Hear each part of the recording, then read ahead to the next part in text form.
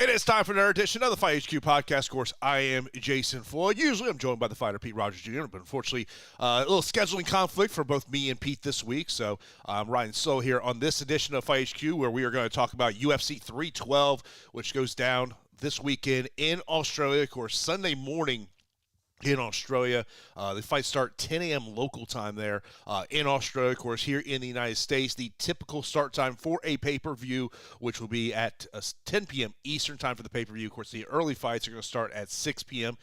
Eastern time. We did lose one fight, so we're now down to 12 fights on this fight card. So over, we'll see how be a little bit of a different format for this episode. Kind of, more talk about game theory and kind of, briefly touching on all the fights and how I'm looking to develop my lineups here. Of course, appreciate everyone tuning in for this episode of Fight HQ. Of course, our DraftKings contest is already live. Congratulations to 𝐃𝐢𝐬𝐧 for taking down last week's contest, scoring 555 points. Of course, having 𝐒𝐄𝐲𝐻𝐵𝐵, of course, going out there getting that second round knockout win there against 𝐒𝐻𝐬𝐳. Also having 𝐿𝐼𝐻𝐿, who, didn't score as good as we thought maybe he would score, getting that decision victory there for 𝐼𝐻𝐳, which was an underdog that I was on last week. Terrence McKinney going out there and was really the guy you had to have in your lineup last week. Bogdangrad, and also had Hamdi in his lineup, which was I guess the best way we could really put that is that's low-level UFC heavyweight action of what we saw last weekend there. But congratulations, 𝐃𝐢𝐬𝐧. The link to that DraftKings contest is in the description. You're watching me live on YouTube right now. Or if you're listening to us after the fact on the podcasting platforms, Apple Podcasts, Spotify, or wherever you get your podcast, that link is in the show notes as well. Of course, we'll get into some of those questions that did come in on Discord already. Of course, our Discord channel, totally free to join. Great conversation going on there. Been some interesting dialogue talking about the co-main event of this fight card. So I'll give you my thoughts as we go on here on this episode of Fight HQ. Of course, if you want to show your support for the show, of course, you can send me a super chat. Also, we do have that offer from Stokastic, 15% off any MMA package that they do offer. All you gotta do is use the promo code FIGHTHQ, so that lets the people of Stokastic know you came here from Fight HQ. So as we'll get right into it. And look, when I initially started looking at this fight card and looking at the salaries and the fight card, to me, this is not the typical premium live event, a pay-per-view event from the UFC. One kind of crazy notes about this fight card is the fact of outside of the main event and co-main event, there are no other ranked fighters on this card. And I think if you were to look at this fight card and you took away the main event, you took away the co-main event, you'd probably think this is just a fight night card taking place in Australia. But look, a great 1-2 punch combination right here at the top with the rematch between 𝗃𝐢𝐻𝐿 𝗃𝐶 and Sean Strickland. Of course, they fought 13 months ago. Very close fight, split decision. 𝗃𝐢𝐻𝐿 𝗃𝐶 walks away as the champion. Sean Strickland's first title defense. In the co-main event, you got Weili taking on Tatiana Suarez. Suarez, of course, a very talented fighter, and I know a lot of the discussion on our Score channel this week has been about her wrestling ability. I think one of the talking points that I'm going to get into is really talking about the stand-up aspect of this matchup in terms of there. And then when you look at the rest of this card and looking at it from a DFS perspective, and looking at what ownership is sitting out there right now, clearly. The way to get different this week is, can you avoid the main event or co-main event? I think it is very difficult to avoid either one of these fights just because of how they will potentially score. When I look at the main event, when we talk about finishing upside, I think there's one fighter that has a finishing upside where the other fighter's got, the volume upside and a 25-minute decision. Co-main event, you've got a wrestler versus a striker, and you look at the salaries for that one. I think it's a really tough fight to avoid in terms of that. But then there are some others. There's underdogs that I'm going to be looking at this week. I'm going to talk about a guy like Francisco Prado. Even though he is moving up to the 170-pound division, I'm kind of explaining why he's an underdog that I want to target here. I think you look at Jack Jenkins. And by the way, Pete did share some information that he wanted me to share with you. I will share that information as we do go on in this episode of Fight HQ, because one of the underdogs that Pete mentioned is Jack Jenkins, who's at 7,300 on DK, taking on Gabriel Santos. I'm not big on Jack Jenkins this week, and primarily because of looking at the potential takedown upside of Gabriel Santos. I do think the Tom Nolan Borshchev fight is a fight that you're going to probably have to look at potentially rostering here. A, because of price point, and B, because the stylistic matchup. You know, we know Borshchev as the striking coach from Team Alpha Male, and when he has struggled in the UFC, it has actually been against guys who have grappling. You would think being a Team Alpha Male, his wrestling defense would be a little better than it is, but this is stylistic, I think, a very good matchup for him. Also, I think it's a stylistic good matchup for Tom Nolan as well. You know, just kind of going more down the card.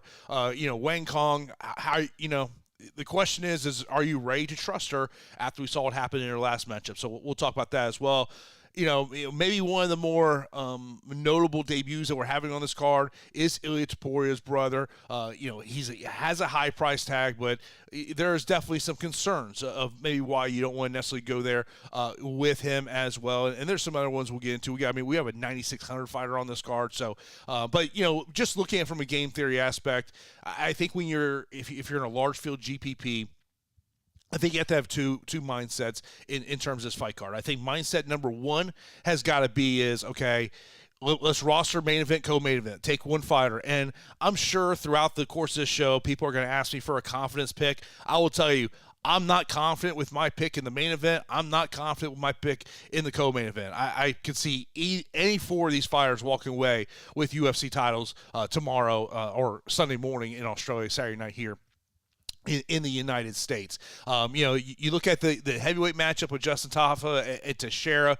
Justin Tafa is a underdog that Pete is a little bit on. I'll just actually pull up my text thread with Pete here, just kind of give you some of his thoughts. One of the things, and I'll say this, he does like Suarez, and surprised about her being the betting favorite. Now, if you've been paying attention to the betting lines, initially this fight opened, I want to say Weili was minus 175 when it opened, and then about a week ago is when all the money on Tatiana Suarez started to come in. And look, it's understandable why the money is coming in with her. One thing Pete did say, he goes, lots of live dogs, don't mind Tafa, Crute, Prado, and Jenkins. The one thing could be a concern with Francisco Prado is potentially of getting taken down in this matchup. So that's something to kind of pay attention to when we talk about, going on throughout this week and talking about Prado in terms of that one. But let's get right into the main event. 𝐷𝗵𝐻 du Plessis, Sean Strickland, of course, rematch from beginning of last year in Toronto when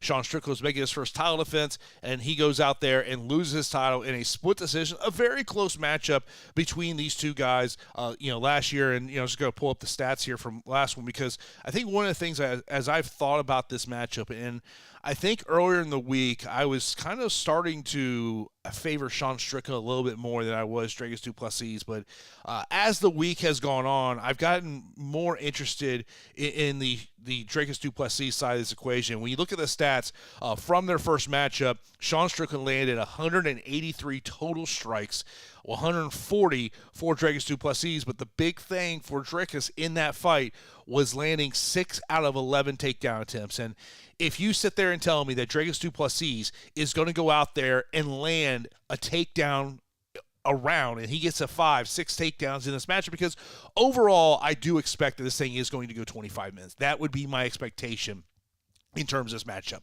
If there is a finish on either side, the finish to me would be coming from 𝐷𝗵𝐻 du Plessis, just because, Sean Strickland, we know what Sean Strickland is. He is a volume puncher. And yes, he may go out there and land 175, 190 strikes, but the question is he going to do enough to win on the judges' scorecards? That's a little bit of concern. One of the big talking points over the last, 36 hours or so is whether or not, Sean Strickland had staff, currently has staff. That became a big talking point yesterday during the press conference. And, overall, Sean Strickland, remember, 11 of his 16 wins in the UFC have come via decision. 5 of his last 6 fights have all gone the distance. I would be relatively surprised if this one doesn't go the distance. I think from a betting perspective, If you like Sean Strickland, I think you lay your Sean Strickland bet down right now. When I did my spreadsheet, he was plus 185. You might get a little bit better number. I think if you want to bet 𝐷𝐸𝐻𝑆 𝐷𝐸𝐻𝑆, you may want to look at potentially going after him. A live betting situation, and not a surprise that 𝐷𝐸𝐻𝑆 𝐷𝐸𝐻𝑆 is getting massive ownership. Not a surprise that Sean Strickland's getting ownership. I was a little surprised by the Sean Strickland number, because and not in a surprise like, oh, he's that much. It was more of, I thought he'd be more. I thought he'd be in that 40% range. I mean, both of these guys are going to be heavily owned, and the likelihood is that one of these guys will likely end up being in the top six. It would be relatively surprising if they're not in the top six. I mean, I think, and Pete talks about this all the time on the show, the worst thing we would want in this matchup is a third-round finish, because that's obviously not going to optimize the score for you.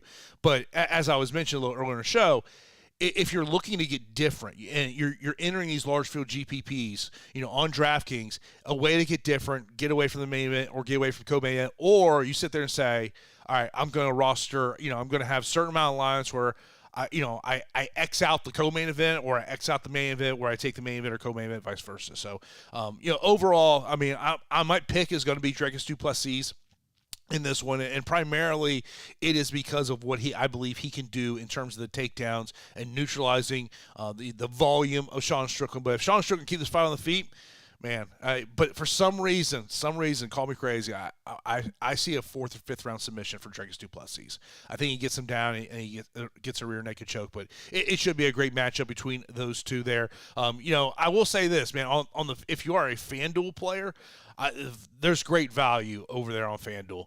Sean Strickland, $15. 𝐷𝐸𝐻𝑆 𝐷𝐸𝐻𝑆, $18. On FanDuel, it is really tough to avoid the main event and co-main event just because of the price point. I mean, the price point's a little elevated a little bit, in terms of the co-main event, but a main event, you definitely want to get there. Now, talking about that co-main event, and there's been a ton of discussion in our Discord channel this week about this fight, and that is Weili Zhang and Tatiana Suarez. And one of the things that I've really noticed in our Discord channel this week is that people are really talking about the wrestling ability of Tatiana Suarez, and rightly so. It is a huge talking point. I do think the other talking point has got to be is, what happens if Tatiana Suarez can't get this matchup to the ground? Can she have the ability to keep this fight on the, can she win those striking exchanges? That is one of my concerns. Now, when you look at the DraftKings lines on this one, Tatiana Suarez, A200, Zhang Weili, 8,000. Weili plus 100 was the last number I had seen out there on her. That number just continues to rise. And, the website that I really like to go to is bestfightodds.com, and they do a great job of kind of showing you where everything has gone here in terms of this one. I'm pulling it up right now. And one of the things that really, they have a graphic that basically shows you where the line movement is happening. If you look at since opening, Tatiana Suarez is the biggest line movement on this one, moving 50% into her way.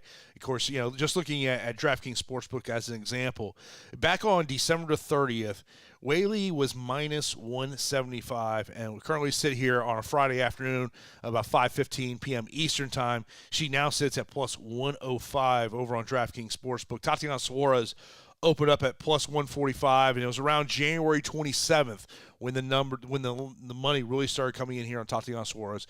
And no question, she has the grappling upside in this. We all know this. The one concern I have about Tatiana Suarez is the injury issue that she has had throughout her MMA career, particularly with the knee injuries that she has had. She hasn't fought since August of 2023. She had two other fights scheduled, ultimately pulled out of one of those, and then she got moved to this title matchup here. So that to me is a concern, and it's probably the biggest concern I have with Tatiana Suarez outside of her ability of what happens if the fight stays on the feet. Can she win those striking exchanges with Zhang Weili? It is, from a DFS perspective, I believe it is very difficult to get away from this co-main event, just because when you look at the price point, I mean, Tatiana Suarez, look, if this thing happens to go 25 minutes and she's able to land takedowns, keep the matchup on the ground, she's going to be a slate breaker. No question about it. We know it. Now, when you look at at Weili is she has got to be able to stop the takedowns, or at least minimize the takedowns, be able to get back up to her feet, make this thing in striking exchanges. Kind of like what I said with the main event earlier this week, I was really on Tatiana Suarez. I just was thinking about the grappling upside, but as things have gone on, my official pick is going to be Weili in this one, and I think to me it is about what she has the ability to do in terms of her striking. That I believe that now look, she could very easily get taken down, but I'm going to give a slight lean to Weili when I talk about when I'm making my DFS lineups, and I really haven't started constructing my lineups. I'll be doing that later on tonight.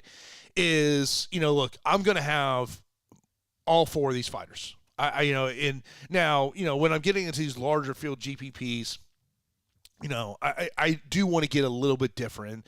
And that's one of the things of if you do have a membership over Stokastic, the Sims tools they have, it's one of those tools I love to sit there and just kind of, I toy with it, put different fighters in. The single entry Sims is really good because, I would say I'm more of a single entry type player. Whether it's the traditional, DFS contest or captain contest, I find myself, even though, hey, we want to get that lottery ticket win, I do find myself looking at going at those single entries, but I'm going to get to both sides of this.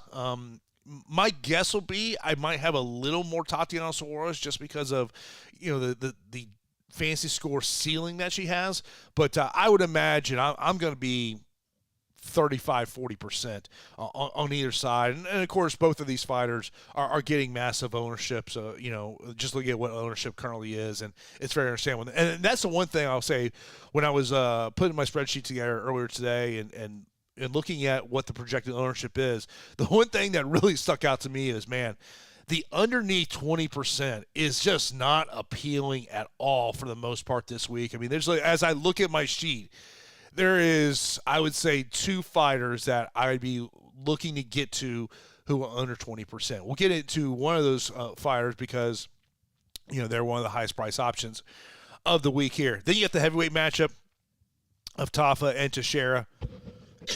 When you look at Justin Tafa, the one thing that really sticks out to you is the competition he has faced in the UFC. And when you look at his wins in the UFC, for the most part, all those wins are against fighters who are no longer in the UFC anymore, for the most part. I think there's maybe one, maybe two that are still in the UFC. That's the thing that scares me about Justin Tafa. Look, you see the fantasy score upside with him because all of his wins have come by TKO and KO. You look at on the other side, Teixeira. Of course, this is his UFC debut, winning on the Contender Series last year. All of his wins have come in the first round. This is one of those fights that I'm expecting ownership to be a little higher. I'm not. I don't have a lot of faith in Justin Tafa. I just don't. But as a underdog, if you're looking at if you're say you've got that last spot available, and you've got 8,300 and below, I don't mind getting Justin Tafa at 7,800, but Thaleson Teixeira is going to be my pick in this one. I think he'll finish Justin Tafa in this one there. Then you got Rodolfo Bellato versus Jimmy Crute. Of course, Jimmy Crute, you may remember, is he basically said he was taking time off, but really didn't want to say that he was retired.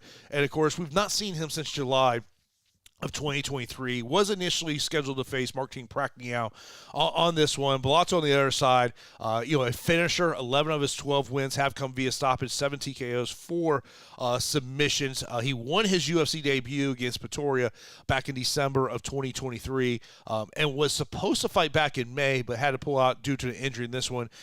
Jimmy Crute, to me, is one of the underdogs I'm looking at in terms of this fight card.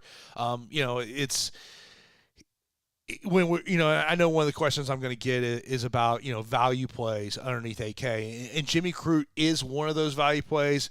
It's one of those things of, because of the time off, you're always kind of like, it's the what if questions. What if this, what if that, and that to me is where I'm at with Jimmy Crute. I'm going to take some chances on Jimmy Jimmy Crute in this one, but I think from a straight-up fight pick situation, 𝐉𝐨𝐢𝐧 will be the pick. And I don't mind putting him in if you're looking for like a three-leg parlay. Wouldn't mind going him in terms of that one. Next up, we got Jake Matthews and Francisco Prado. Francisco Prado moving up to the 170-pound division after being at 155 pounds. He's 1-2 in the UFC. Both of his losses in the UFC have come by decision. And this is his first fight in a year. And, it's one of those things when you see a guy, coming up from one division to another, it's like, okay, how is he going to, frame-wise, how is he going to look at that weight class? I mean, you think about last week with Michael Page. Now, Michael Page he looked like a welterweight that didn't cut any weight. And that was just kind of what he walks around at in that matchup against 𝗲𝗏. And Francisco Prado, I will say this, he is one of my favorite underdogs this week. And I do understand that he potentially could get taken down. It very well possibly could happen here. And of course, right there in the chat, Logan talking about that Prado is his favorite dog of the week. And, yeah, I would say this, and when I was texting back and forth with Pete earlier today, Prado, I said Prado's a guy that I'm really looking at. And from a roster construction aspect, it really makes getting to a lot of the fighters that you may want, especially if you're looking to try to get to that top end. If there's one of those high 9,000 options you want to get to, Francisco Prado does make it easy.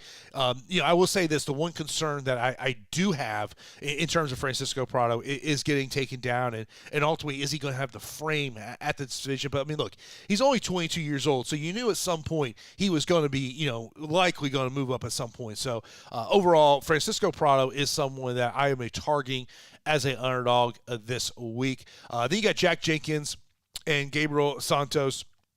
Jack Jenkins 3-1 in the UFC. 2 of his 3 wins have come via decision. Gabriel Santos started 0-2 in the UFC, but it's really tough competition when you talk about his first 2 fights in the UFC were against Lerone Murphy and David Onama, and he is coming off a decision win there back in September. When you talk about Takedown City, Gabriel Santos, I think, is someone to look at potentially this week as a guy who could land a lot of takedowns, kind of like in the Tatiana Suarez aspect. I think if Jack Jenkins can keep this fight on the feet, I think that is his path to getting the win in this one. But overall, I do like Gabriel Santos. I don't know how much I'll get to him just because of the price tag at $8,900. I just feel like there's other, look, I'd rather spend $300 less, get to Dricus du Plessis, and then tag Dricus du Plessis up with another, high-end option that I'm looking at this week. So that's Gabriel Santos is going to be picking that one. Then you got 𝗲𝐻𝐵 and Nolan. This should be a striker's delight between these two. When we've seen 𝗲𝐻𝐵 struggle, it has been against wrestlers, and which is kind of surprising based on where he trains at on a day-in, day-out basis. But I do think this is going to be a striking matchup. 𝗲𝐻𝐵 has been going to the distance in 4 of his last 6 matchups here. You look at Tom Nolan; he's won back-to-back fights since losing his UFC debut against Nicholas Mota. This is a fight that I would be relatively surprised if we see this one hit the ground. I think the only concern I have from a DFS perspective is if it is just a straight-up striking matchup. It goes 15 minutes, and maybe we just don't get the return.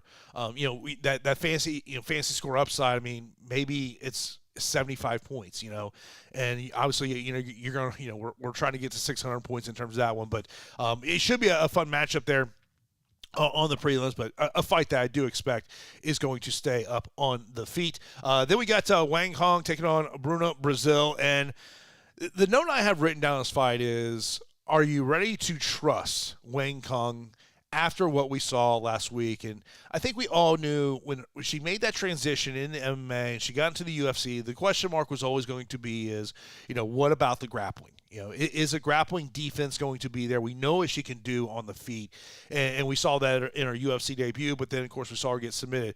Bruno Brazil, I mean, look, your game, I mean, it's not what she does, but, I mean, the game plan has got to be try to get this fight to the ground. I mean, that has to be the game plan in this one. Now, from an ownership play, I think Wang Hong is a nice ownership play this week. She is under 20% ownership, and when I was looking at ownership, that is a thing that really stuck out to me. When I saw under 20% for her, I was like, man, that's potentially a leverage spot. I mean, I think if you're talking about getting away from the main event or limiting your exposure in the main event and co-main event when we're talking about these these large field GPPs. Wayne Kong to me is a fighter on this card that could be the who you are. That could be your leverage spot of the week here. But I think she's going to win the fight. I think she wins by she either wins by knockout or just a high volume 3-round affair. But I understand maybe why you would not want to have a lot of faith in her. Then you got Colby Thickness taking on Alexander Topuria. Of course, Topuria, the brother Ilya. And, obviously a lot of hype around him, primarily because of what his last name is and who he's related to. If his last name was not Topuria, I don't think he's in the UFC in this position. That is just my general thought on this. Of course, Colby takes his fight on short notice. He's an Australian fighter. He was a Hex Bantamweight champion, won that title in his last matchup. And the one thing about Topuria that I would say is a concern is the strength of competition on the regional scene. His last 3 opponents had records of 7-18-1, 1-9, and 3-1. Hasn't fought since 2023. And yes, he is a guy that I'm very interested to see how he develops. And of course, you have the Volkanovski-Topuria connection here with Colby being a part of Volk's team. So I don't know what to expect out of Topuria. And it's one of these fights where overall, not avoiding getting Topuria at 9,300 on DK, I kind of just want to see what he's able to do at this level. Look, I think if his name was not Topuria, he'd probably be fighting in the Contender Series this summer. But because of what his last name is, and look, this happens all the time. Whether it's hey, it's you're related to somebody, or your training partner, somebody you get in there a little bit earlier. But that to me, the warning flags I have on Topuria: inactivity and the strength of competition. That to me is what concerns me about Topuria in this spot. And just to note, on the other side, Colby, his last 3 wins have come via first-round stoppage. Then we got Cody Steele taking on 𝐉𝐸𝐺. Cody Steele, of course, got that win on the Contender Series back there in October. Primarily known as a grappler, but if you watch his fight on the Contender Series, you watch his fight in Fury FC, which I've said on this show, like, Fury FC to me is one of the best regional promotions out there that gets fighters ready. Yes, there's going to be some showcase matchups that you're going to see for Fury fighters, but they put on some really high-level regional fights there. But Cody, he likes to strike. He's priced at 9,100 this week. I totally get the price point on him. 𝐉𝐸𝐺 is 7,100 in this one. Cody Steele is actually, I think, a guy I would target a little bit more over on the FanDuel side of the equation, just because of what his price point is here.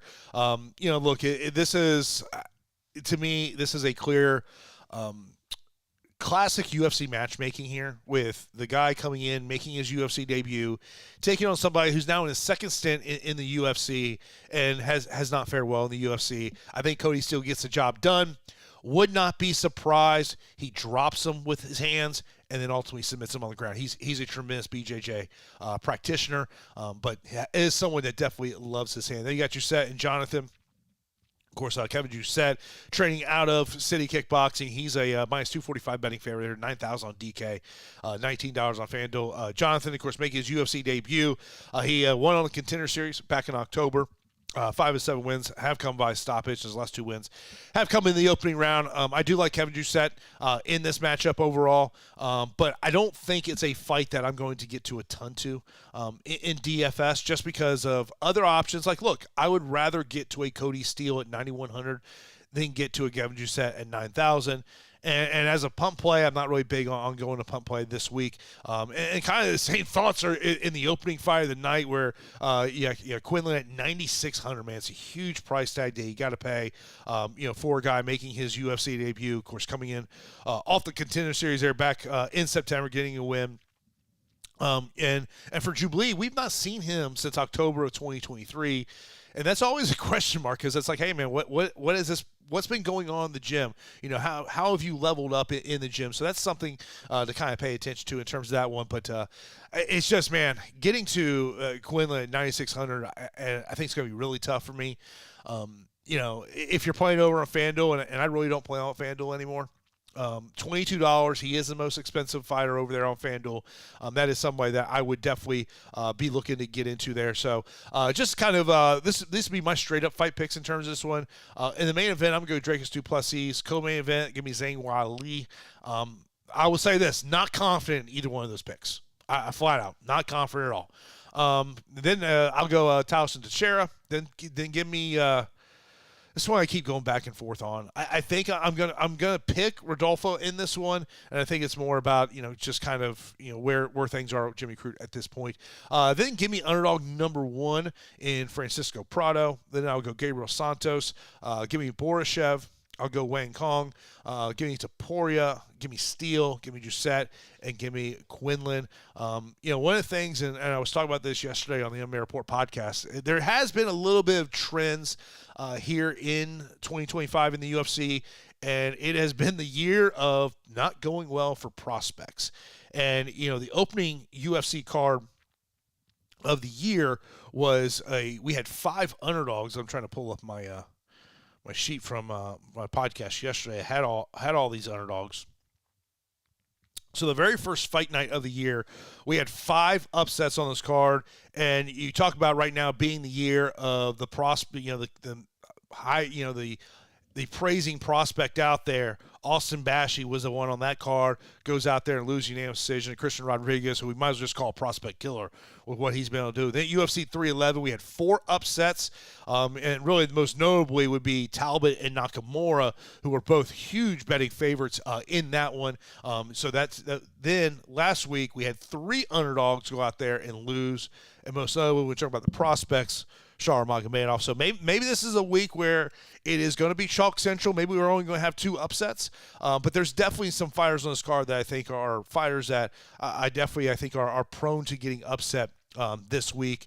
I look just some of the underdogs that stick out to me. Strickland, Wei Lee, slightly betting underdog at this point. Justin Tafa at plus 130. Francisco Prado at plus 195. Pete did mention Jack Jenkins as an underdog at plus 185. Outside of that, those are to me the underdogs that really stick out to me. Of course, if you do have any questions, line those up in the YouTube chat. We'll get to those. Do got some questions over a score that already came in. The first question was value plays underneath AK and a core on DraftKings. Value plays underneath AK. To me, it goes Sean Strickland, Francisco Prado, Jack Jenkins, and Tom Nolan. Those to me would be your value plays. And a core for me, I really think my core is going to be when I'm building single entry lineups. I think I will start with DDP and Wei Lee to start off my lineup. I'll put Wang Kong in that one just because of what ownership is. It's a straight up ownership play for me. Look, I'm scared for it because I'm scared. What if, Bruno Brazil does actually come in there and doesn't strike with her and says, hey, I'm going to try to take your ass down? Then I'm concerned. But I would say that would be my top 3 in terms of that one. And then Sam's got a usual question, top best plays. Look, I think we talked a lot about the main event, co-main event. I don't want to, repeat my kind of stuff there, but obviously those are got to be 2 of your best plays of the week. It would be relatively surprising if both are not optimal. But if one isn't optimal, I think it's actually the main event out of the 2. I think co-main event would definitely be optimal. Then I think when you look at some other fights, I think you really have to target. I think the Justin Tafa, Tyson Teixeira matchup, I think is a fight that you have to prioritize because, quite frankly, I think someone's getting finished in the first round. Of course, I thought that last week with Pavlovich and Jairzinho Rozenstruik. That to me is one that you got to pay attention to. I mentioned about Wang Kong and Bruno Brazil, and that to me is more about an ownership play with that one. And one of the ownerships that I do want to see how it kind of goes off tomorrow is I want to see where the Gabriel Santos ownership ends up going, because that could be one that maybe get a little bit more to based on an ownership play there. Live dogs just kind of went through that one. For me, my number 1 live dog will be Francisco Prado, but I think some of the other ones that you have to look at Outside of the underdogs in the main event, co-main event, Justin Toff at 7,800, Jimmy Crute at 7,700, Jack Jenkins at 7,300. That primary, I think, is him neutralizing the grappling of Gabriel Santos in that one. And other than that, not a lot of live dogs I like. Tom Nolan, I think, would be another live dog. It could be a Tom Nolan could be a really interesting parlay piece if you're with him right now at plus money there. Best decision odds fights. I think the probability is main event, co-main event, both go the distance. Matthews Prado, I think, is probably another fight that likely goes the distance. Nolan Borashev, for some reason I see a third round finish in that one. I think Cody Steele is a really good guy for a finish in that one. Don't see that one going to decision. Giuseppe and Jonathan, maybe that's another one that I think likely goes 3 rounds there. Best inside the distance fighters, I would say Dricus du Plessis, Teixeira and Tafa, both of them. Bellato,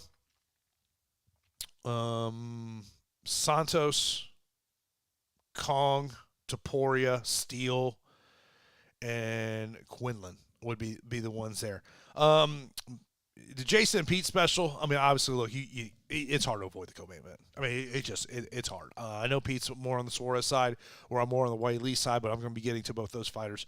In my lineups, Road to the Man Series, 7.5. We have 12 fights. I'm going to say under. I'm going to say under on that one. I think, Sam, you're probably in the right neighborhood in terms of that, but to me, I would think there. Top MVPs and captains. Over on the FanDuel side of the equation, you like Tatiana Suarez at $17. She's interesting just because of the 5-round nature, grappling upside in that one. Wayne Kong, $21, I think is interesting. Cody Steele at $17 is really someone to pay attention to there. Now, I just want to pull up the captain contest over on DK and see some of these lineups. There's only 2 contests right there. Up there, I mean, du Plessis at 12-3. At the top end of this really does stick out to me, but I would imagine he's going to have high ownership. Teixeira 11-4. It's a boom-bust type play just because it's heavyweight action, and I think somebody's going to get knocked out. Suarez at 10-5, I would imagine, is going to be a very popular captain play over on DraftKings. I mean, Strickland at 8,400. I mean, a lot of value there, but I mean, look, I'm torn on the main event, co-main event. But as of right now, I'm definitely more leaning on Dricus du Plessis in terms of that one. Of course, if you got any other questions, you can line those up in right here on YouTube or also in Discord, or if you happen to maybe watch this live on Facebook or Twitter, I can see those comments coming up there. Of course, we do have our DraftKings contest is live. Link is below here in the show notes. Of course, also you can listen to us on audio platforms as well. The show does get posted there. Of course, our Discord channel is totally free to join. Great conversation going in there. A lot of conversation today. And actually, I see a couple other questions coming in. A lot of conversation about the Jake Paul and Canelo Alvarez, which it looks like Jake Paul got played. It really that's just what it seems like, is that Canelo basically used him as a leverage ploy to get a little bit more money. Even though, man, sign me all up for Canelo and Terrence Crawford. Tristan with his questions here. So Tristan goes, best leverage play. On the high end, I think it's Wayne Kong. Right now, sitting under 20% ownership, that to me is the leverage play of the week. Yes, it's an expensive option at 9,400. If you're looking, in terms of favorites, Jake Matthews, to me, is another one, even though I really don't like him in that matchup. That could be a little bit of a leverage spot for you, but to me, Wayne Kong is a leverage play for this week. Best takedown upside, Dricus du Plessis, Tatiana Suarez. Those are ones that Jake Matthews, Gabriel Santos. Those are some of the Cody Steele. He's got takedown upside, but he really loves his hands, and I just see him being able to drop them and go to the ground. Next up, because I know this question also came in on the YouTube chat as well, of ranking the 9K options in terms of this. So when we look at the 9K options, we have got 5 9K options. We got 𝐃𝐤𝐬𝐳 9,000, Steele at 9,100, 𝗄𝐻 9,300, Kong 9,400, Quinlan at 9,600. I would go Cody Steele 1, Wang Kong 2, Topuria 3, Gisette 4, Quinlan's lead at 5. That's where I would go in terms of ranking those 9K options. Next up here in the YouTube chat, it says, we saw Weili gas in her last fight. Do we know anything about Suarez's cardio? Look, Suarez is, she's got that wrestling background. I think one of the concerns, and I meant to bring this up when I was talking about the matchup, is you think about Yan Jinan, when she literally almost had her submitted there and where Weili got saved by the bell. I mean, at the end of the day, the bell woke her up. And that to me, if you are going to be a big Weili backer, that to me is the concern. The concern that she gets taken down, Suarez can utilize that wrestling, get to her back, rear naked choke. That to me is a concern. To me, when we're talking about the cardio issue in this one, I think the question really comes down to is we just haven't seen Tatiana Suarez, in over a year and a half, and so, obviously, injuries have played into it. That to me is the ultimate concern with her, is the injury aspect with the knee in that situation. But I would say this, I'm not worried about the cardio aspect for either fighter in that matchup. But as I kind of start to, if you do have any more questions, be sure to hit those up in the chat. We'll get to those as I'm starting to wrap up this episode of Fight HQ. Of course, always appreciate everyone tuning in. Of course, mention about those ownership that that Stokastic does have to offer. If you're not a Stokastic member, you want to take advantage of the offer they have for the Fight HQ listener, all you got to do is click the link below in the show notes. You get 15% off any MMA package that they offer. All you got to do is use the promo code FightHQ, and that'll let them know that you came here, that you're a Fight HQ listener. And, that is something, as I'm developing lineups tomorrow and tonight, really looking at that ownership, looking over at the top fighter tool that they do have over there, primarily when, it's more about ownership and trying to find some leverage spots. And, I mentioned about Jake Matthews. I think Gabriel Santos is kind of in that similar situation.